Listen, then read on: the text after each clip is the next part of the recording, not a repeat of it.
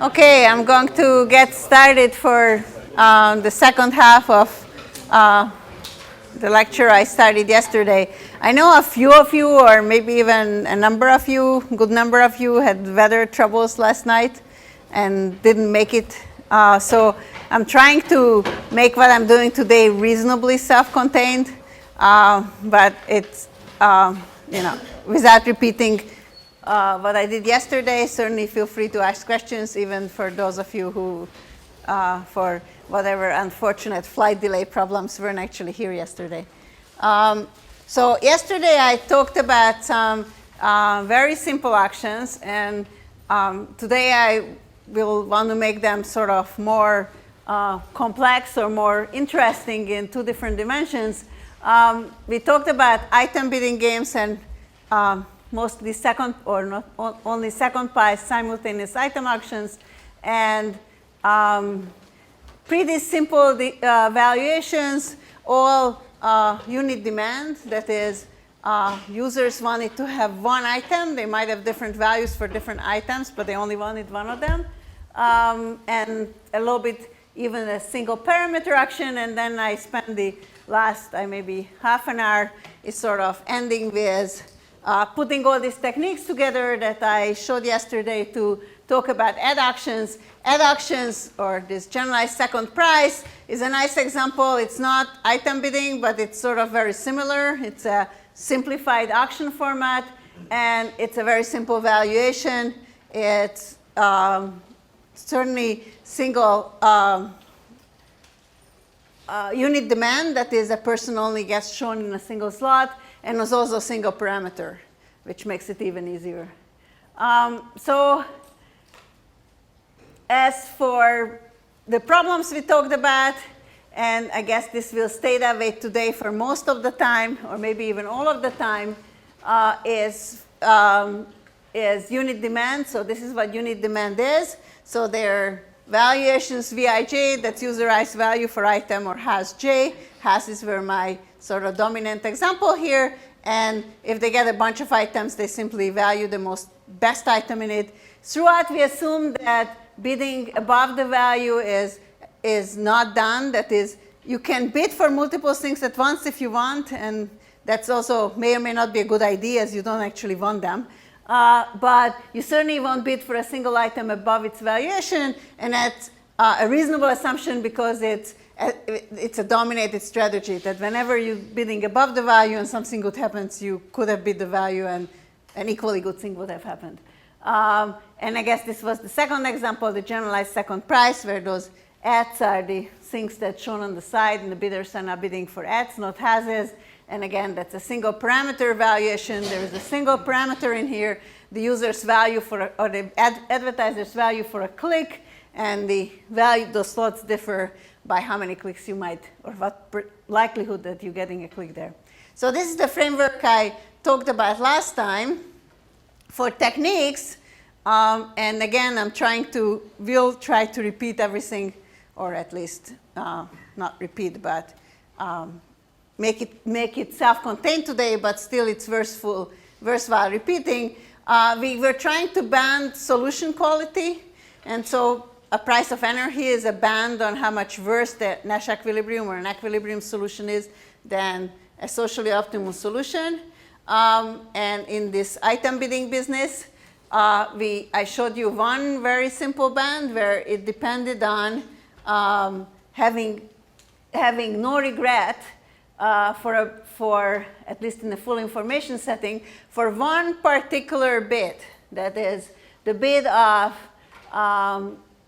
bidding for what you should have gotten in the optimal item. That is single-mindedly bidding for the house that the optimum should have assigned you. If you have no regret about that, then it turns out we could prove that there's a reasonable solution quality.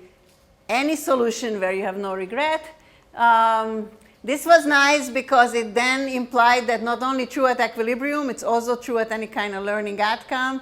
There will be a lot more about games and learning outcomes in Avrum Blomstock starting tomorrow. And then I guess for a different technique, so this was one technique up there, that you're supposed to bid to a targeted item, or even if you're not bidding for it, you should at least not regret not having done that. And the second kind of technique I showed you yesterday, which I guess for the prime application was this generalized second price or advertising, is you actually bidding not for a targeted item, which actually generalized second price doesn't allow you to do. You can't say that you would like to be shown on a third slot, or you want to be shown on the first slot, or else you're not interested. It's not in the bidding language to express that, but instead of bidding your value, you're bidding half your value. That's kind of a safe bid in the sense that you never have to pay more than your bid, so you know that there's a lot of value left if you gain. Up there is a more dangerous bid that is not clear that that's good for you even if you win, or very good for you. This was nice because in the second version, where we can bid a single thing like generalized second price, we could not only deal with learning outcomes and not only deal with Nash equilibria, but we could deal with values pulled from distribution, that is, you don't know who you're bidding against, and in fact, even correlated distributions.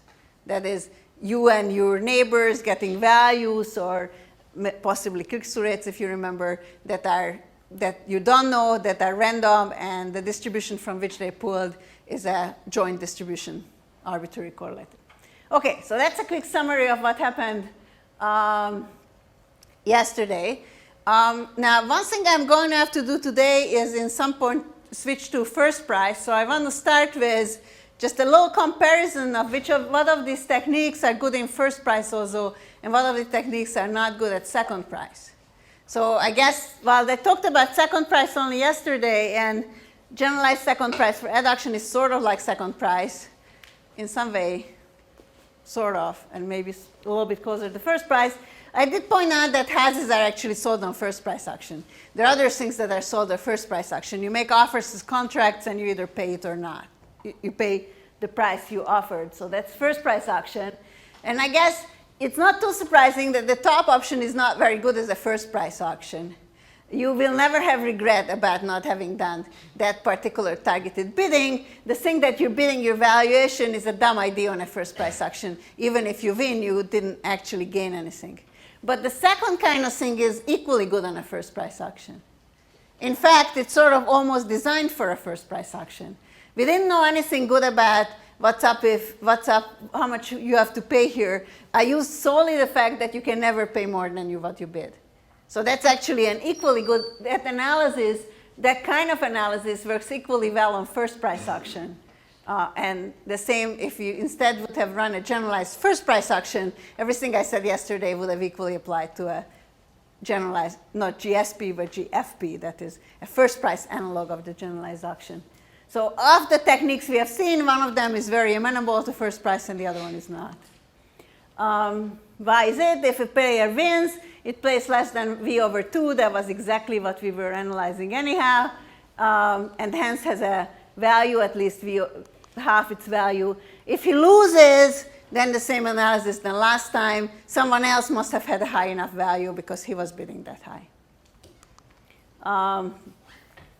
So either case, either if optimum had this person I have a high value, either he himself has high value at Nash 2, or whoever took away his optimal item must have had high value, and this is what gave us the factor of 2.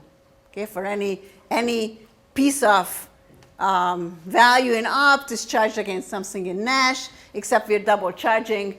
If K has a high value in Nash, then that himself gets charged against this and the person whose optimum solution he took. Okay, so this is a really, really quick summary of what you may or may not remember or seen yesterday. And as I said, first thing I want to do, actually, what did I do? Okay, first thing I want to do is sort of think about a little bit more about first price. So the first thing I told you is that our value bidding half the value analysis works very well on first price. In fact, this targeting bidding analysis would sort of work well if I'm only willing to change it to only bidding half your value. What was wrong about it is not that you targeted your bid, but that you're bidding all your value. That's a dumb thing to do in the first price. So I could change this analysis and say, Wackel, you should think about whether you regret targeting a particular house and trying to win that house, except when you do that, you should have bid half your value, not all your value. And equally, you get something, as with the half showing up here, you lose something in the analysis. And actually, as a point of caution, just like yesterday, I'm not optimizing any constant I'm showing you. So I'm not claiming this half is a good thing to do. Some shading is necessary, otherwise it's not a useful bid. Half is not the right amount of shading. And just like last time, I have a last slide at the end giving you both the references for papers and actual, like what are the results that people can do in this category. Okay, so actually, first price auction in some way is nicer. And maybe, or at least more powerful. So going back to the very beginning of our analysis, we started by taking full information, pure Nash equilibrium. So what's full information, pure Nash equilibrium? People are bidding some prices, they're getting items, and they're happy with the outcome. Actually, full information, pure Nash equilibrium is optimal in first price auction on any valuation. You don't care what the valuation is. It can be arbitrarily complex as long as it's a pure Nash equilibrium. So why do I say that? Well, for any auction, there's some sort of prices. After the fact, you know what you sold items for. In this case, it's first price, so this is what people were bidding. So first I claim that a first price equilibrium is a market equilibrium. These prices you can think of as prices that are setting an equilibrium. Now, what's a market equilibrium? This is simultaneously a proof and a definition of market equilibrium in case you didn't know the definition of market equilibrium. I claim that at this set of prices, every user is happy with the outcome. I could just post these prices and people are happy with what the Nash equilibrium gave them.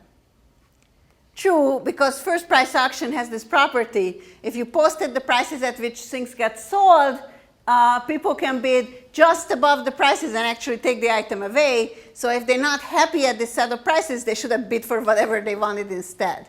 Really, first price auction outcome, a pure first price auction outcome is a posted equilibrium price. And then I claim that market equilibrium, of course, is socially optimal because somehow you got some S1, S2, Sk as the K users got as sets. And again, the variations here are arbitrary. Suppose this is the optimal solution instead. Then we know because of the market equilibrium property that the user is happier with what he got than what he would have gotten in the optimum at this set of prices. Sum over your users and observe that the prices fell out. Both sides would have the sum of all the prices which I already deleted, so the current solution is better than any other solution. So in some sense, this is more powerful, but it also shows you how useful or how nice it was that the kind of analysis I showed you yesterday was based on this no-regret kind of framework. It allowed us to instantly generalize it to learning outcomes. Pure equilibrium may or may not exist. You all know, hopefully, or maybe if you don't, I should at least tell you, that market equilibrium has the usual bug that it often doesn't exist. If the valuations are very complex, market equilibrium may or may not exist. And therefore, now we know that pure equilibrium may or may not exist. But these learning outcomes always exist. In particular, because Avram will tell you tomorrow that you can just learn. And therefore, there's an algorithm that learns for every user, and therefore learning outcome exists. Also, second point is that it applied to all kinds of more complex solution concepts, such as Bayesian or mixed Nash equilibria. And here, of course, everything is limited to pure Nash equilibria. This whole argument is very heavily limited on that there is a price equilibrium. That is, the prices are set in a deterministic, pure fashion. So this is just a side note in using first price. Now, why am I switching to first price? That's a good question. And I guess there are two things I'm going to want to do today. One of them is that I want to talk about sequential games. So everything I talked about yesterday was simultaneous, and what I'm going to do today is mix between some parts about simultaneous actions with more interesting valuations, but I want to start from talking about sequential actions. So what's a sequential action? I guess you should think of eBay maybe as your prime example, but I guess there are a lot of other things. In fact, I could have had houses on this picture also. Houses are also sold sequentially. So a sequential action assumes that there are all these sellers that, like over there, that own certain objects, such as houses or cameras. Again, I'm still staying with bidders that want a single item. So they want one of these cameras, have different values for the different cameras. And I guess this is the eBay slide, where eBay has these ending times of the auction. So I guess that's a sequential send. There are many other websites that sequentially sell different things. And again, houses are sold sequentially also.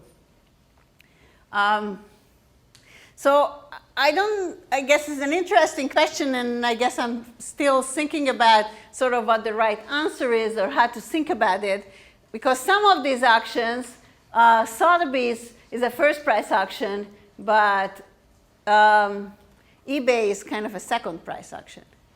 So some of these are first price auctions, houses are first price, Sotheby's is first price, eBay is a second price. So some of these are first price and second price, but if I want to think about the kind of analysis I'm doing, that is this worst case, thinking about what equilibria are like, second price is really bad. So I want to start with actually convincing you that second price is bad. And I have two interesting examples that might be worth showing you. I decided that one example is maybe enough. So let me actually sort of start by convincing you that there's some issues here in second price. Second price allows all kinds of signaling. Whatever happened in one auction has major impact possibly on the next auction. So one version of signaling is simply, I can tell whoever we're going in conflict tomorrow that, you know, I know that has tomorrow, you really want it, and it's second price, and I will never get it, your value is higher. I'm going to set the price 0 for it and be nice to you tomorrow if you only get nice to me today. Yeah, that's a form of signaling. I don't even have to formally have an agreement on this, but something like this sort of tell you that I won't bother with even bidding tomorrow, and therefore you get it cheaper if you only let me have something today. This gives you bad equilibria even in additive kind of valuation. Even if the values just add up over items, it almost feels like independent. The sequentiality makes it non-independent. Maybe more interesting for this context of what the valuation that I've used both today and yesterday is something a unit demand valuation. This example has the property that I don't, in no sense of the word am I misusing, I think, am I misusing signaling. There's still a signaling problem, but this time I'm not doing anything that's dominated. Okay, on the last auction, we know that last auction is a single standalone second price auction, so everyone should bid truthfully. And what I set up here, without showing the slides, I suggest that, well, I actually will not, to be nice to someone else. So I don't do anything like this here. So here is the example. So again, it's a single item auction, and I have these bidders here that's going to be called letters of the alphabet, like ABC. This SIGA, in this particular, they're bidding for those two hunks of meat. If you look at it, the SIGA is out of luck here. He's going to stay hungry, because there's only 2 pieces of meat and 3 of them, and his value is too low. And also, one of A and B is going to be not so lucky, because the way this auction will work is either B competes with C and has to pay a price of 10 on the first hunk of meat. Apparently, the second guy went away by then. And the other guy gets his piece of meat for free. Remember, these are these people are only interested in one item. So after he got his item of value 20, he's not interested in the other one. Or alternately, it goes the other way. One of them is lucky, and the other one is not lucky. So, okay, so there are two equilibria. At the moment, they're both optimal. But the people really care which two they get, and they can use signaling to scare the other guy away, to say, no, no, I'm really strong. You better take the worst position here. So here is one version of signaling. There's an extra guy, D, showed up. This is a low-valued fellow, has one value 1 for something named bread, and the other value epsilon for an apple. And the first guy gets the, oops, sorry, wrong direction. First guy gets the idea that despite having no value for this, either of these objects, he's going to bid on it. He's going to bid on it, outbidding this guy, and basically tell him that, look, if you're going to set a price for me, I'm going to even eat your apple. But if you give me the bread for free, I let you have the apple. Okay, so here is the first person setting strategy. If you let me have the bread for free, I let you have the apple. I don't have value for any of them, but if you don't, I'm going to take your apple also. This is an aggressive kind of strategy. It has the property that we are afraid of doing, and we never did in a one-shot auction. It makes this guy bid above his value. But it's working out very nicely for him. He's signaling strengths and making the better auction for him get implemented at the end as an outcome. And I don't have to limit myself to one D fellow here. I can put in, sorry, what's wrong with my slides? Oh, I see. He can bid on this, and if the other guy was like making him pay for it, he even bids on the second one. And we don't have to have limited to one guy. There will be a whole bunch of guys down here who all want different pieces of bread. They're all separate. And if I do this on every single one of them as a person A, it's not costing me a penny. Because these guys rationally will not bid on the bread so they get the apple. I'm not going to pay for it, but I threatened to do it. And as a threat, I got actually a reward for, so that's my good strategy up there. And it's socially horrible outcome. I ate up all these pieces of bread.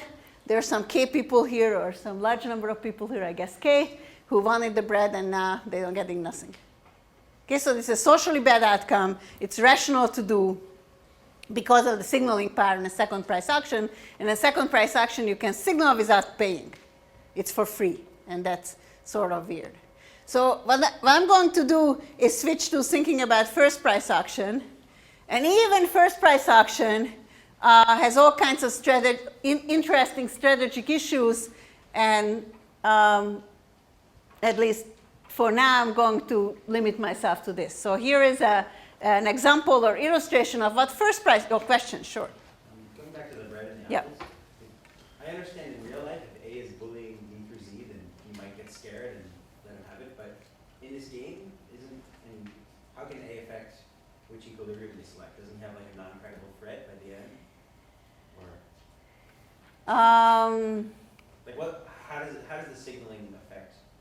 So I guess I was relying on what you said. You share my understanding that there is some real life effect of this sort.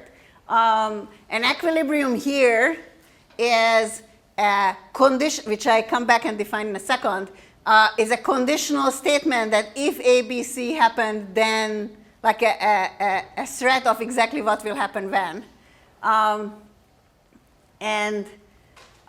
Something is an equilibrium if given these beliefs of people's action, it's your best belief to follow that action. There are two equilibria there on the last piece of game. So I can, using the liberty of this definition, claim that if this bullying action happened up front, then you'll implement the first one, and otherwise you implement the second one, which is not an unreasonable belief realistically, though it's using the freedom of equilibrium selection at the end without any further mathematical justification of the kind you're looking for. Is that? Yeah. I mean, maybe it would be even better if I had a non-credible set. The point here is more that it's certainly one of the plausible solutions here. Okay, so So first price auction. You might think that I defined everything interesting of A by using first price auction, but I did not. There are all kinds of interesting things left in the game, and even on single-minded, very simplistic valuations, interesting effects that one needs to think about, and I think it's simultaneous of the previous set of results that we talked about yesterday is certainly a handicap. Like, why should everything be so simultaneous? We should understand what happens when things are not simultaneous. So here is a simple example to just get you thinking of what you might want to think about. The title says that it also shows that outcome may not be efficient. It's true, though the amount of inefficiency I'm going to exhibit here is very minimal. It's a little bit inefficient, not very inefficient. So here the setup is, as the lines indicate, and oops, I'm sorry. I certainly didn't mean to do that. I hope. Lines indicate of which bidder is available at which auction, and A and B is the order in which auctions happen. So in the beginning, there's item A up for auction, and A and B are the two first bidders are completely symmetric. They're pulling the values out of independent distribution. They're symmetric. Let's assume that they're bidding symmetrically. That is, they're using the same bidding function, which is maybe a reasonable assumption here, and one of them will win. Now, presumably these bidding functions will be monotone, so the guy with higher value will win. And in particular, at that point, not only do I know that A won, but I also know that B has lesser value than A. That's why A won. So if A's price became public information, which is a good question, I'm not sure if it does or doesn't, but say it does, then I know that V's value is now limited to 0 to V1. If it's not the case, that is, the price didn't become public information, I don't quite know so clearly what the price is, but the distribution is shifted. That is, V2 is now likely to have smaller values because he just lost an auction. There's a visible sign that his value is lower. Okay, but this version is simpler. It's a uniformly distributed between 0 and V1. And then we face a second auction, and now we face a second auction between asymmetric bidders, one of which I know has lower value. Yeah? Sorry, can you repeat why they bid their true value? Sorry, they didn't. So they're completely symmetric. They both have access to this alternate item B if they were to lose the first auction. It's a first price auction. So would they shade their bids? They will shade their bids. Okay, let me repeat this argument, because indeed one should be careful here. So what I'm using, is that step number 1, the two bidders are absolutely symmetric. They both have access to the alternate item if they were to lose the first bid. Their bids came from the same distribution. They're very symmetric. Let's assume they behave symmetrically, that the bidding function they use is the same function. I also assume, and maybe this is something I should have emphasized, it's a one-to-one function. It's a continuous, smooth kind of function. Most reasonable bidding functions have that property. And that means that given that I know what bidding function they use, I will be able to invert the value given what bid won. So now I not only know he won, if I know the price he won at, I know what value he won at, and therefore the other guy has a lesser value. Okay, similar thing apply if the price didn't become public. I simply know he lost, and therefore he is now the lesser of two things, which makes his distribution shifted more downwards. Okay? Bottom line is these two guys now are in an asymmetric situation. The top guy lost an auction, and therefore we know cannot have that high value. Whereas this is the new entrant. We don't know anything about him. He might have high value. Yeah? So are items A and B identical or correlated? Yeah, in this case they're identical. Yeah, sorry. And they weren't even completely, they're identical. Yeah, good point. So this is now an asymmetric auction, even though I made everything symmetric up front. And as we know, asymmetric auctions, you can solve for equilibria of this very simple one-item bidding game, and the outcome is, it's going to be slightly inefficient. The guy with smaller value will bid a bit more aggressively. That is, his bidding function is a bit higher up on same values than this. This is what the two people will bid at the end. the bidding function will be, this is what happens in the first auction, and that's what happens in, that's what happens first auction, that's what happens in the second auction. The bottom line is that there's pairs of values where the first guy, this middle guy had the smallest of the three values, but because of this asymmetric nature here, he's bidding more aggressively, he actually will win. It's a very slight inefficiency. It's not a particularly powerful example like the previous one I showed you with bad inefficiency. Okay, so that's the context, and that's what I mostly will be interested in this Bayesian kind of framework. But maybe another thing I should show you, that in a full information version, there is other sort of bigger inefficiencies that you can visibly see, and visible strategic thinking that we need to think through. So one thing I showed you in the previous one, that your bid, your behavior, even if your bid is not visible, the fact that you lost is leaking information about your value. So there are all kinds of information issues which you never had to think about in a single shot auction. That the next, as auction goes on, people who are still participating, we know stuff about them. That's one interesting fact. And the second interesting fact is the strategic thinking of thinking ahead. And I want to use this silly example here. There's 3 items and 4 people, and as you see, there's 3 people with reasonably high values and 1 guy up there with practically no value at all. Items are again identical, and people value them as the numbers written next to them. And auctions are in the order of A, B, and C, not in the order shown on the slide. So we start with A, and you get this guy with value 100 for A thinking, I guess I could go for A. I'm going to have to pay $1. This is a stingy fellow, so it says, oh, $1, that's a pity. I don't like paying $1. What would happen if I let the other guy win? Let me try that. If I let the other guy win, then B comes on. And the good news for him, that this guy here is thinking, I see, life really bad. There's 3 of us left and only 2 items. And if I don't win this thing for like $99, I'm going to either lose the last one or win it for 100. That's not very good. So I better take this one. And once he took it, and this is the pain of not being simultaneous, we left with 1 guy and 1 item, and he can just win. Okay, this is because I didn't make everyone available at all the times, but I'm actually giving myself bigger freedom than that because I had multiple valuations. So when you don't see an arrow, that's just a valuation of 0. It's a special case. So certainly a suboptimal outcome, and this time actually the suboptimality is more severe. It's 2 instead of 3 is the value you got out of this. Okay, so what I'm going to think about is bidding strategies. What's a bidding strategy here? It's already a more complex animal. Normally, your bid was allowed to be dependent on your value, but now I'm allowing you to bid to depend on the value and the history. You can condition it on what happened before, of course. You're learning stuff. There is a good question here, and I might be sort of more picky at certain parts of what's time left and less picky in others, of what information becomes public knowledge.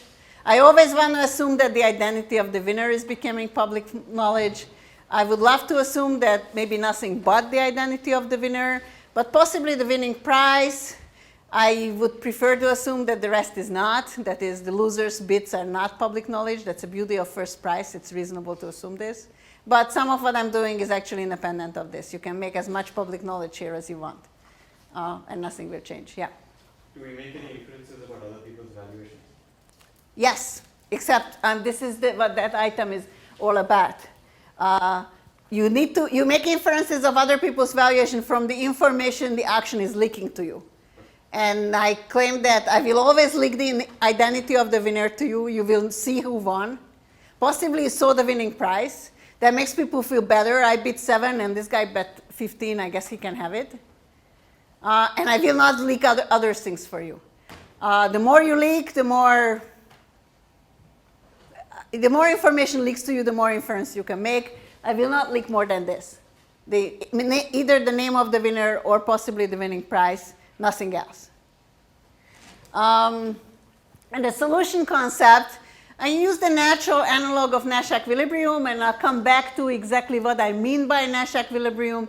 But certainly I should mean that at every stage of the game, your action from then on is still in equilibrium. That is, for any condition in any previous history, if you have something better to do, you should do that instead.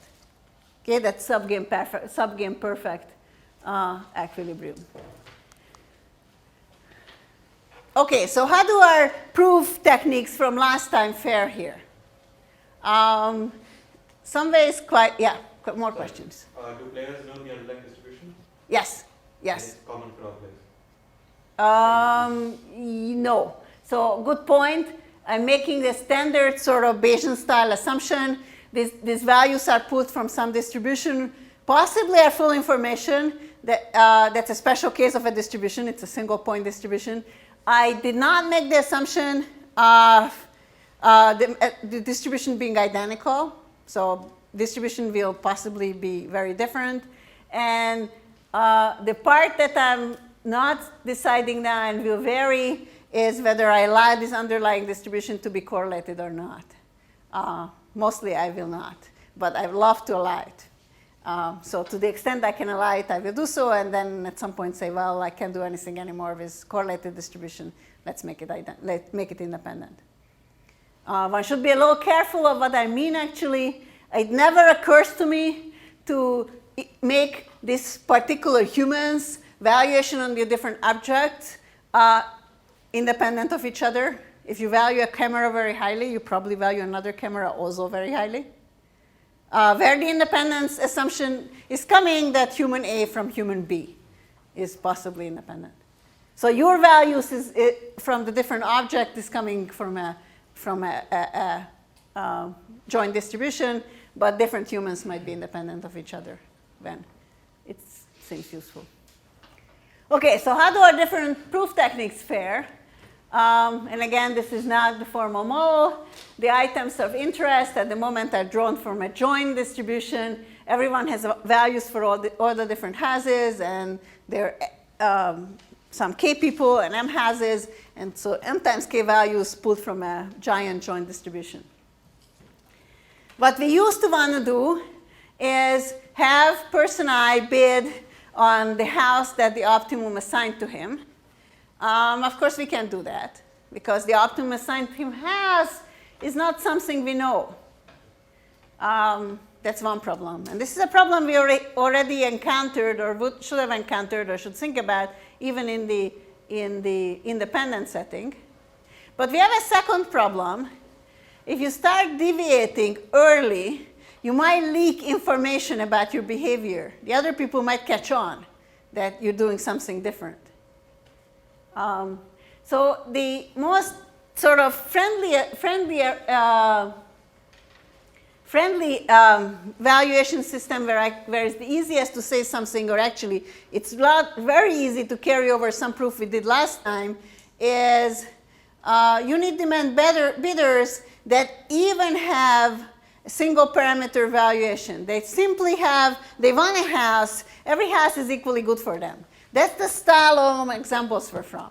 They wanted a camera was $99 to them, $100 to them, $1 to them. But they don't care which, or to the extent they care, they express it via this graph that somehow is public information. I want a camera today, Tim might want a camera tomorrow, and some of you are patient and available either today or tomorrow. In this case, there's a really simple variant of this bidding strategy that we played with already last time. Try to bid half your value. Every item that comes up that might be relevant for you, bid half your value. Now, why is this good? Under my assumption that bids are not public, if you lose, no one's even knew you were there. So you certainly didn't leak anything about your presence or your bidding strategy. If you win, so deviation is not detectable unless you win. If you win, you got an item at half your value, so you guaranteed yourself half the maximum value you can possibly have in this auction. And given that we are approximating, you should be happy with this. And if you lost, well, someone else who should have had your item must have bid pretty high, so he must have a high value. Okay, so it's again the same sort of argument. Again, this argument is good in summing over all players and not take expectation over the, this is true on every incarnation of the distribution.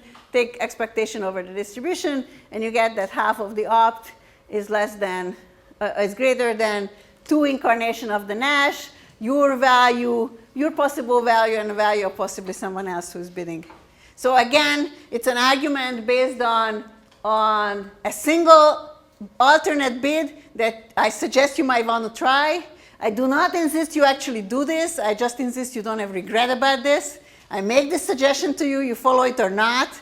If you don't follow it, please do something better for yourself. If you're doing something worse for yourself, that the bond doesn't apply. It's a relatively friendly environment, and sequentiality had no harm for you. As in, you could threaten to do this, and no one knows whether you're doing it or not until you actually win. Yeah. Sorry, but I forget. Why is it that the person who wins my item must have a high value for it, like in this equilibrium? Actually, just like last time, bidding above your value is dominated. Bidding on any item above your value is always dominated, so we made the generic assumption that people don't do that. Here, actually, it's better than that. It's not only dominated, but at equilibrium, you couldn't be winning on a bid above your value. In any equilibrium, you have regret if you win. If you win above your value, you personally have regret about it because it's a first price auction. But they could be bidding very, very close to their value, and that's okay. That's okay. That's okay. I didn't use that the other people bidding half your value. Had they bidding half your value, the band would have gotten stronger. Again, this band isn't particularly strong, not because of that. I don't know what other people are doing. I don't dare to use that they're bidding half their value. But because if you actually paid half your value, then there was some money involved. That is, you actually paid cash, and that cash didn't enter my inequalities. It should have, and it would make the result stronger. Social welfare is the cash contributes to social welfare, and I should have taken that into account, and I did not. Okay, so this is a simple thing where the previous techniques actually work. But mostly, I also wanted to show you something else where the previous technique didn't work. And let me try to tell you a full information version. Again, I'm focusing on Bayesian, but it's always good to start with what do people do in full information. What happens in a full information version with individual different valuations? So this is the general framework we usually liked for both of the last 2 lectures, or today and yesterday. Namely, unit demand bidders, but they might have different values for different items. So there's a bunch of different cameras, which actually is not visible on the slide, sorry. So in a sequential auction with different values, it's actually quite reasonable in a Nash equilibrium to win all kinds of items. It's not reasonable in the optimum, but at Nash it might be. In fact, in real life it might be. Because up front you're bidding for something, I know there's better stuff coming up, but maybe there will be big competition. Just to be sure, let's get the first camera. And then if there's no competition, I will also acquire the one I really wanted and put this one in the garbage.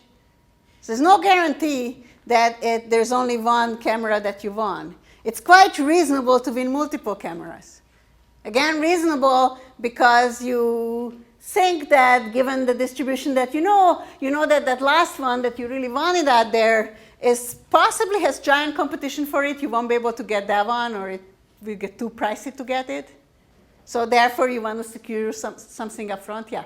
But in equilibrium, don't you kind of know everything that's supposed to happen in equilibrium? You don't know the valuation. So what I'm saying is that back here, there's a new competitor that may or may not show up, or will show up but may have higher low value. You know how he will bid given his value. Okay. But it's possible, when he has high value, which it turns out to be likely, then you won't want that camera, that's too expensive. But when the guy has low value or didn't show up, if you want a more realistic story, then you want that one instead. So earlier, you can't condition your action on things that you will only reveal to you later. So you have to get the early camera just in case, and then you get the second one also. I mean, imagine that these cameras are at least from the perspective of third-person eye, going up in value. You never get a lesser value as a second one, but you might get a better and better valued cameras that you're less and less sure up front whether you can get. It's very reasonable, both as a real-life story and also as an equilibrium outcome. So here the optimum told you this, that you should have gotten this J star camera. That's your optimal solution. What kind of deviation can you think of? And there is, again, a very natural one. Say your value came from that last guy. This other person got your supposed optimum instead. I presume the nicest, simplest deviation, you behave as if you were doing the equilibrium all the way till your item of desire showed up, and then you go for it. That's certainly an option. It's first price, so you simply have to outbid that guy a little bit, and you end up having to pay the value of your optimal item minus what you paid for it. Okay, a plus missing here. Minus what you had to pay up front to cheat the other guys into believing that you're following the equilibrium. It gives you a value bigger than what you got before, and what you got before is no better than this. Actually, possibly, there's some other things that you paid for. I didn't put in the inequality, only makes it stronger. You sum over all the players. This P minus, this was a early stupid price you paid, this actually falls out of the inequality anyhow, and you get the optimal solution is less than the social welfare of an equilibrium, namely the prices paid are no bigger than that, and social welfare in terms of valuation of the optimum, that's a price of 2. Okay, this is complete analog of what we were doing in the non-sequential world. You just have to go along and pretend till your item comes up and then you grab it. That's certainly a viable deviation. But just like last time, if you're in a Bayesian world, this isn't going to work out so easy. Because in the Bayesian world, what your optimal item depends on the whole valuation profile, not just yourself. So I don't know, you won't know that one. The guy you're bidding against that you need to outbid is also not known. So that price that you need to outbid is now a distribution rather than a number. So it's not enough to, I don't know how to bid the distribution plus. It's certainly not enough to bid the mean a little bit above the mean. That doesn't help you so much. And plus, you don't know what to bid on. So this isn't very viable as a distribution. Now, I have to admit that due to the way time worked out, some of these issues already show up in simultaneous distribution, and I sidestepped them yesterday. That is, I simply, when we started to talk about Bayesian distribution, I also switched to this the valuations coming from a single number. That is, I avoided this problem on simultaneous bidding simply by choosing a different subproblem. And this actually does show up there too, and in fact, it's already apparent in the Christodoulou, Kovács, and Shapiro paper that was large part of what I was talking yesterday. And Christodoulou, Kovács, and Shapiro does come up with a very nice solution for this problem. So I'm going to step back to the simultaneous action for like 15 minutes. And again, we're back to second price, simultaneous action, back to the framework we had yesterday. And want to tell you how they solve this problem. And then wonder whether that solution applies to the sequential setting and what we can do to make it apply.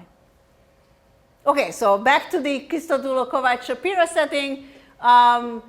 Simultaneous second price action, items drawn from distribution, and from now on, unfortunately, I do have to assume drawn from independent distribution. So again, a particular human's value for the different camera is arbitrarily correlated, can be identical for every camera of interest to them, but different humans are not independent. And this will be important. And I claim that in the expected value extracted at any in expectation at a distribution that's equilibrium is at least half of the optimal, where the optimal is not something very, very strong. Individually, given the full information about the values, I individually optimize and take the expectation of all the optima.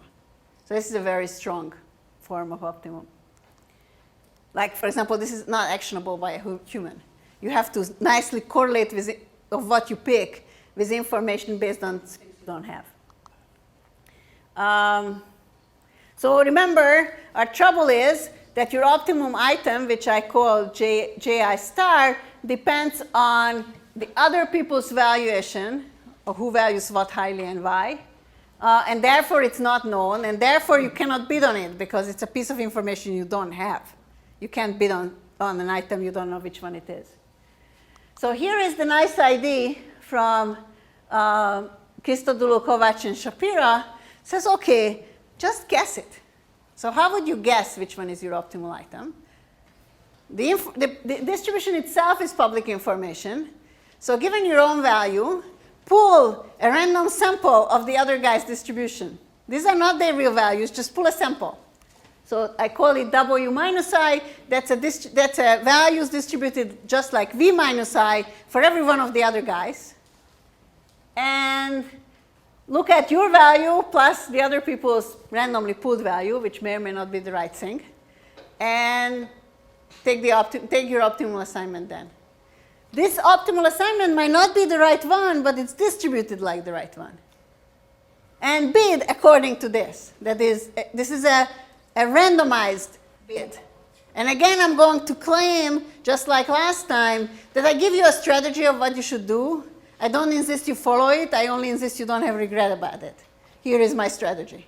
Okay, so they don't have to do this. They just should not have regret about this.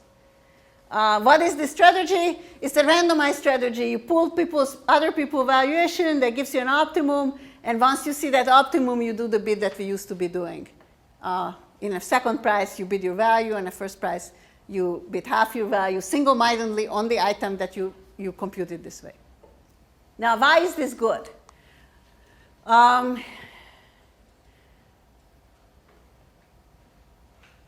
Nash, how much are you going to have to pay for this?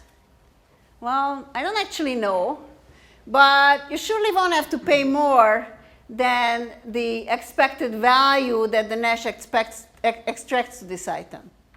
Like someone's bidding on this, and you have to pay his bid because that's the second price, and his bid is no bigger than value, same assumption last time, that no one's bidding above their value. You certainly not have to pay more than the value Nash extracts out of this item of your choice, given the valuation. And I'm going to give you credit, maybe you have to pay that much. Expectation, taking here conditioned on VI because you know your own value. The rest is expectation. There's another random item here, which I also picked fixed in this inequality. I guess I should have conditioned on it, is Ji star, the optimum that you picked via a different other random process.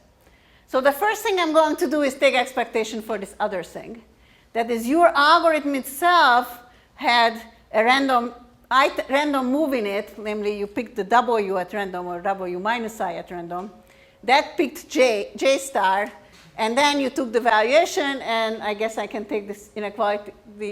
Your value extract is your value. Here the J psi is random, that's why there's an expectation in it, and I assume this is how much you pay, and I take expectation of that too. This is what you expect.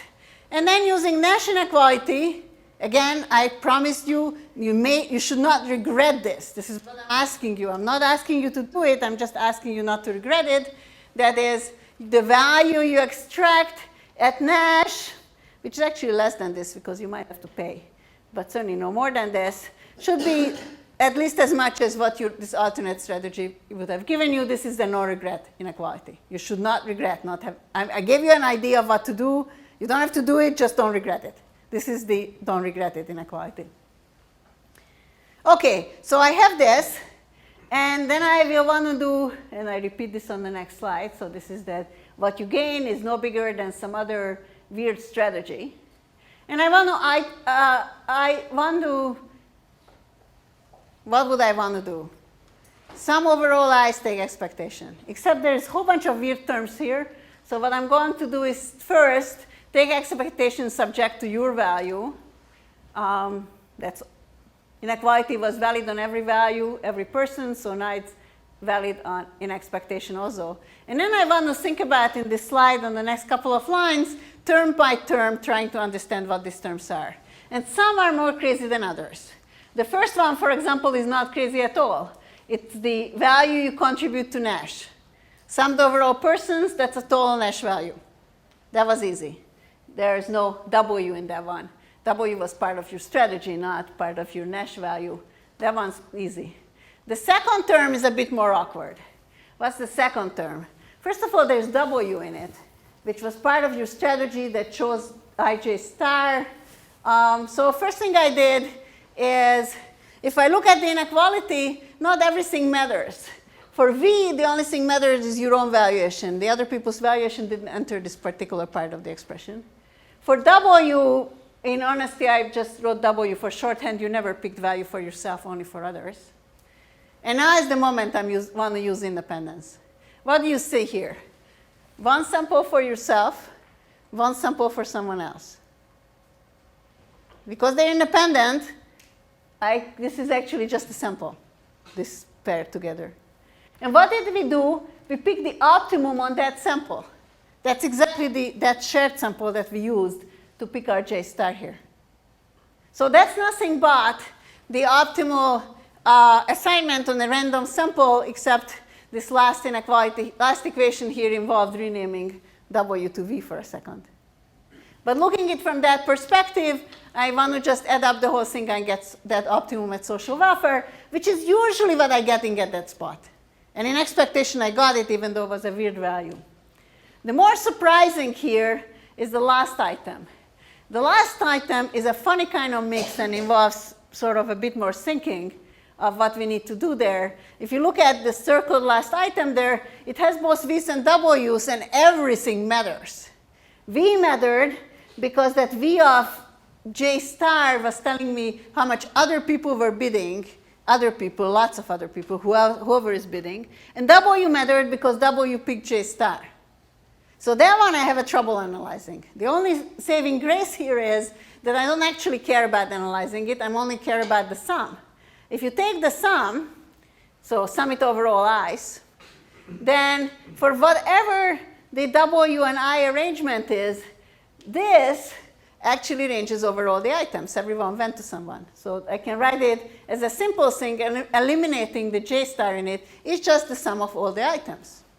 Why is that nice? Because now the dependence of W is gone. The dependence of W was just reshuffling the items in here, of which I goes with which J. But it is at all sum of all the J's. So this is a full sum of J's, and now W is completely gone, or dependence on W is gone, in the summation at least, and this equals to the sum of expected values on all the V's, which is the Nash value. So this is our usual two analysis with this nice trick at the end, that this is only true over summation in expectation. Okay, so that was the Christodoulou-Kovács-Shapiro proof, which I didn't do last time, but it's a very nice proof. I certainly wanted to do it. Yes? I'm just wondering why we need independence here. So if there's a joint distribution and you would pick W conditional on the V that you observe, then couldn't you just, for this expectation, still combine it the same way? Oh, I guess you could still do that one. So it would be right-hand side term 1. So there's certainly one place I use something is here, and you're pointing out to me that there actually I could have had dependence. You're quite right. But because you picked W with your V attached. So this is indeed a sample from the distribution anyhow. That's how you picked it. Good point. So let me think about the next item.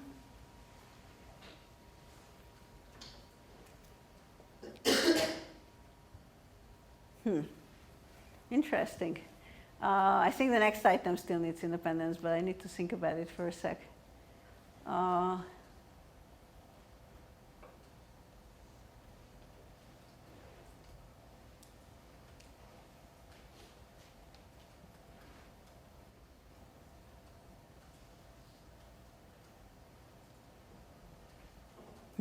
going to table your question, but it's a very good question. I'll hopefully get back to you, say, by the end of the lecture. If not, then a little bit after. Okay, sorry. So this is just again, summarizing the Kisadullo-Kovács-Shapiro paper, or what the proof that we just did. Just like last time, and I guess I'll come back to this at the very end, I'm using it for single unit demand bidders, but the paper is more general than that. But this really is the main proof here. The proof is the same as this proof. What they prove is a factor of 2 on price of energy. And I guess summing up these inequalities, we take if you sum all every one of the terms, take the summation over I on every one of the terms, then we end up with the inequality that Nash is bigger than optimum minus Nash, which is the usual factor of 2 proof. Okay, so I want to now switch back to where I was coming from and talk about sequential actions. And I guess try 1, or ID number 1, will be just to do the same. Okay, but one of the problems we ran into is that in the full information version, I wanted this person to bid on the item of the optimum. So one thing I could do is make him pull a random distribution, pull from the same distribution values for other people, determine what would have been the optimal item, and behave like he did in the Nash all the way till that item shows up, and then bid on it. Now, we're in first price, which is sort of a slight difficulty here. So instead of making him bid all the value, I'm going to make him half the value. Remember, I'm claiming that there's this very nice translation here. All the same tricks apply if you only shade your value a bit. And here I'm proposing half as a generous shading. Okay, almost the same idea. Will it work? Some ways yes, and one way does not. So what happens if you shade your value? Your value is Vij, you paid at most half. You might have paid something else before you ever got there. And I guess this possible deviation, or this possible thing you try not to regret, gives you value of V over 2 minus your prepaid price. Remember, there's this extra awkwardness that in pretending to get there, you might have to buy some stuff just so that you don't tick off other people that you're not behaving appropriately. That's fine. And it gives you the usual kind of inequality that this prepaid price falling out, the value you might be getting an optimum must be at least half your value. Or if you're not winning, it must be someone else's bidding at least half your value. And in either case, you get an inequality that your value from deviation is at least this much. And that's half the value minus what you paid ahead of time minus what you pay for the item. Now, in a full information version, I already maybe convinced you that the fact that you had to pay something ahead of time is not an issue. That happens both at the deviation and at Nash. It washes out in the analysis. But I'm claiming that this term, the price you paid, is not problematic. Why is it problematic? Well, we did a nice average case analysis last time. And the point was that the price you pay for that item that you're trying to acquire was some sort of random price. And that's actually what's not really true anymore. Remember, as this auction goes, information is leaking. And the particular information that's leaking here is your own value. So you're facing this item that you chose at random, but you're not taking a random price for it. You're taking the price possibly conditioned on the fact of what your value is. And this might actually be bad. Why would it be bad? If your value, for example, is high, then other people figuring out your value is high, they might be bidding higher in an equilibrium, so they might have to face a higher price. You would much prefer, at least in case of high value, to face an average price than paying an unreasonably high price. So you really couldn't be bothered by this item. If you have high value for something and your proposed strategy is to hold off and pretend everything goes and then grab for this. What you want is a low price for this item. That's what you're after. So here is that item might be problematic, and you might be facing a biased price and possibly a badly biased price because it's conditioned on your own value. And here is what I'm proposing we do instead. You don't want to leak your value. Pretend you don't have it. Bluff. Not only pick values for other people, but pick value also for yourself at random and pretend you have it. That is, play as if you had a WI as your own value. Why is this bluffing good? Because you're leaking a random value, so you're going to pay the average price. And here I'm going to actually maybe be sloppy with the analysis, but everything goes through like it did last time, is that what you got is half your value minus the price you paid, prepaid previously, minus this average value, except that now you're pretending your value is W. Here I certainly need the independence. I think I needed it in the previous one too, but here I definitely do. I put my value at random, and I want my random value to match well with other people's pooled values. If the distributions are independent, this WI with the actual values other people have is just another random sample. It could happen. It didn't happen, but it could happen. They can't know it's not happening. You're facing a random price, and you do the usual analysis that at optimum you pay, and this time the slide shows the better version of the usual analysis. I put in your price, which will constitute the revenue, and it gets you a valuation at optimum. Okay, maybe I'm going to end a little bit early.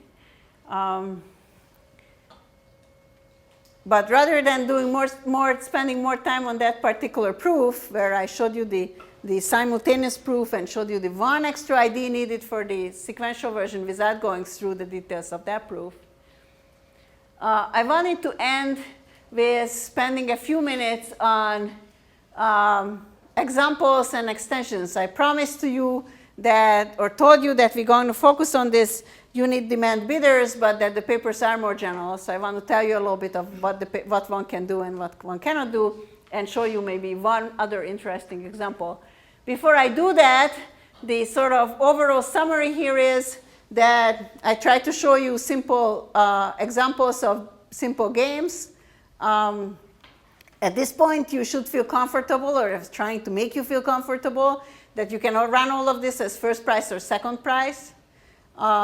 At least in the versions of proofs I was showing you, the second price results are sometimes a little weaker when the first price equally well works, because I have to shade my bid in the second price, and that hurts the price of analysis proof. It works on this generalized second price for ad auctions. And everything I showed you was unit demand, that is, everyone wants only one item. But the results were very general in the sense that applied for Nash equilibrium in a full information game, Nash equilibrium in a Bayesian game, at least with independent valuations of the bidders, and also learning outcomes. That is, the only thing I asked for the outcome is that a particular proposed strategy you don't regret. A single proposal I'm making, here is a great bidding strategy. Take it or leave it. But don't regret that you left it. That's all I'm asking you to do, so therefore it applies more generally for all kinds of other like sort of learning outcomes. In fact, a very easy version of learning outcome.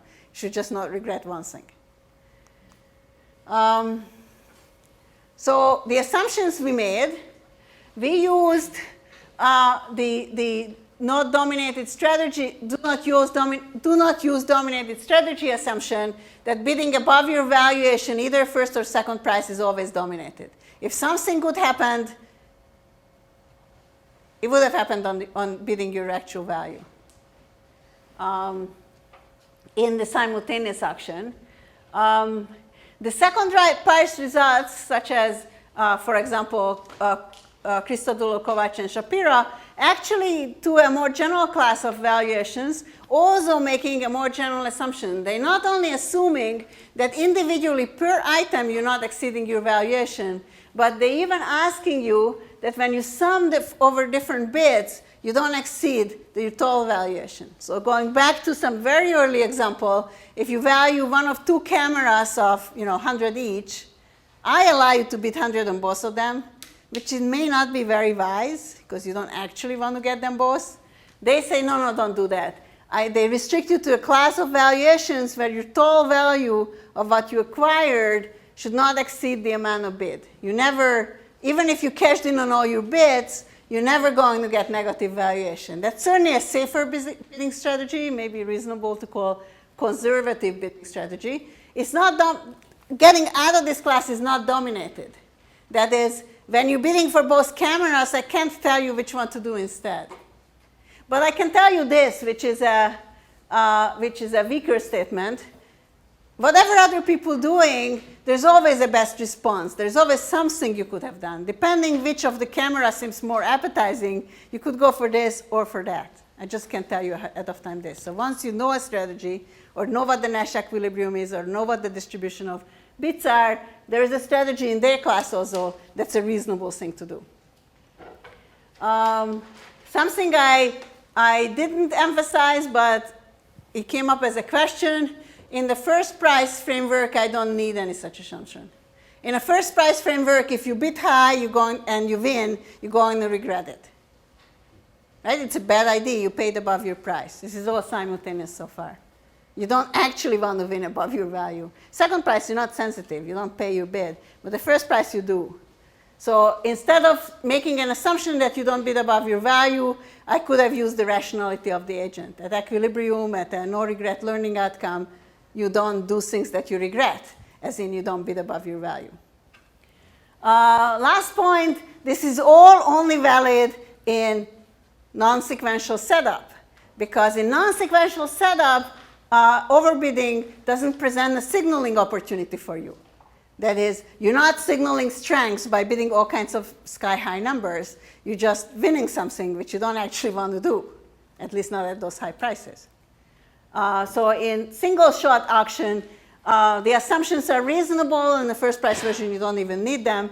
In the sequential auction, they're not only not reasonable, but they're not reasonable because there's value in overbidding, as I showed you with the example. But overbidding can be extremely natural and sort of useful. And I guess I wanted to end with a different version of an interesting example. This is a much more complex valuation, but unlike my previous example where I had to squint a little bit to believe in my signaling scheme here, the unique, reasonable, intellectually reasonable Nash equilibrium involves severe overbidding and very, very low social welfare faced with an incredibly high social welfare solution. So this is a much more difficult, complicated valuation profile, and I want to go through it and explain you what I mean. But I think it's a nice example because, in effect, the equilibrium is unique, and it's the wrong one. It has incredibly low social welfare, involves severe overbidding, and has very low social welfare. So again, it's bread, except there's no apples here, but maybe instead something like a fish and 2 pieces of meat. I'm setting up a similar competition between the first 3 people named A, B, and C.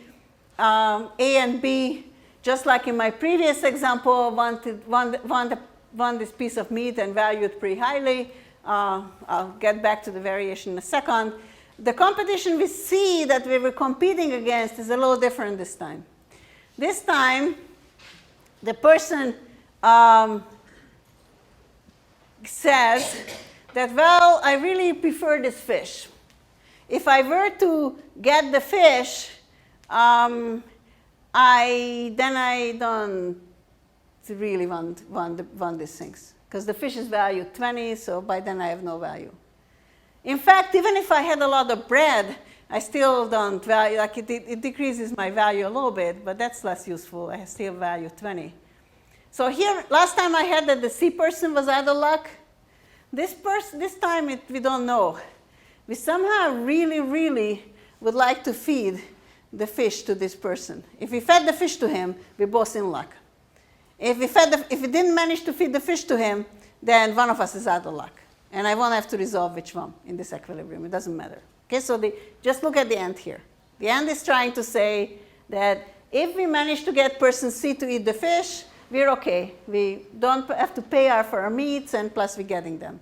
But we didn't manage to feed him the fish, and imagine the fish, meaning the fish's value. So this is a 20 here. If he ate the fish, he's not interested.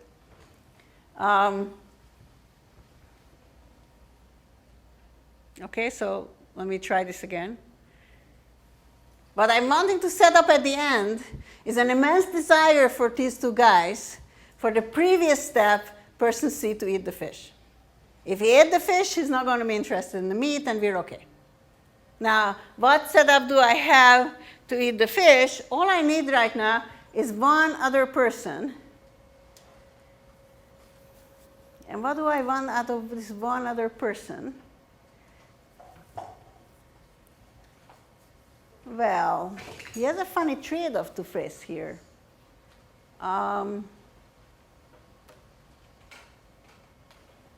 Very funny trade-off to face. It depends how much you have to pay. Like, this is kind of getting expensive here to eat the fishes. Minus bread, actually, maybe I should have been more careful in writing out what exactly I mean by valuations here. Minus bread, I mean minus counting how many pieces of bread you ate. So when you eat a lot of bread, you're no longer hungry because you're all stuffed. It was a bad idea, but breads will come up first. So if this guy ate a lot of bread, then he's not going to cause an opposition. This guy can have the fish for free, and we're okay with our meat. Okay, so now stepping one back up, the last two guys' interest in life is to make sure that we feed the bread to this fellow, to the fish eater, or this guy eats a lot of bread. Now, the way this is set up here, the bread coming off here is a minus also. It turns out you don't care which of these two guys eats the bread, but they need to eat the bread. If they eat the bread, if one of these two guys eats a lot of bread, or maybe all the bread, then this guy will eat the fish, and we're going to get our hunks of meat for free. So what did I do here? The first people, and this is like upfront maybe additive valuations, except for when these minuses are around. These people have a value 1 for the bread, but they're competing. So if they're running regular second price auction, they can just get a bread for 1 and pay 1 for it. That's not very useful. So they have high value for the bread, but because they compete, that's not directly useful for them. They're much more interested in getting this guy to eat the fish, and in turn, getting these people to eat the bread instead. Giving up on the bread that has value for them presents a value at the end because the price becomes cheap. And so what the equilibrium will be is that they're all bidding 0 on the bread and trying to feed it to these guys. These guys win all the breads. At that point, they're either not hungry or their value went down, and they're not going to compete. The fish goes to this guy, and therefore everything went away. What's nice here is that this survives any amount of elimination of dominated strategies. In fact, it's a unique, reasonable equilibrium. So if you do backwards induction on this, given that all but the last pieces of bread are eaten by these bad people, what should you do in the last step? Definitely make them eat 1 more piece of bread. Then it's really nice. I get my fish for free. Stepping 1 back, I know that's what's going to happen at the end. What should I do in the previous step? Just feed them the bread. Bread's only valued 1, and plus we're competing for it. If we eat the bread, we're both better off. If these guys eat the bread, we're both getting something better here. So the unique equilibrium that's left with the reasonable elimination of dominated strategies is this bad one, in which these problematic guys on the bottom eat the bread, and even though the bread had very high value. Okay, I'm going to stop here. Okay, and question, sure. Sorry, I just trying to understand the notation. So when you say minus bread and minus fish, is that the amount of bread and fish consumed in equilibrium, or is that the amount of bread and fish? Yeah. I see. So what it's going to suggest, and there's something fishy on the slide or bad on the slide right now. The bread is simply counting the number of bread. After you ate 20 pieces of bread, you're no longer hungry, you're stuffed. So you want to eat all the bread. So when you say minus bread, it's not minus k epsilon. It's minus The bread. equivalent amount of Yeah. Okay. And the fish is the value of the fish. Oh, the fish is the value. The value of the fish. In fact, maybe I should make them both the value of everything. The value is better here. Let's make it the value of the fish. And I give you enough pieces of bread that you can eat up the value that way. Okay, so what I'm playing on is the ratio between epsilon and 1. You're getting full very slowly at the rate of epsilon. And we're wasting value very fast at the same time because every bread should have valued 1 towards the optimum, but we're feeding it to someone who only values it at value epsilon. I think that's the right way to do this. So for both of these, fish and bread, the value of the fish and value of the bread is the right thing for you that contributes to your value. Yeah. So the optimal allocation, D doesn't need anything. Optimal allocation, D doesn't need anything. Good point. In optimal allocation, D doesn't need anything. Fairness was not part of what I was trying to do here. Okay, so I'm going to stop here, and I guess I wanted to either go back to this slide or left this example as the last slide. Thank you very much, and I'm certainly happy to answer any further questions now or offline.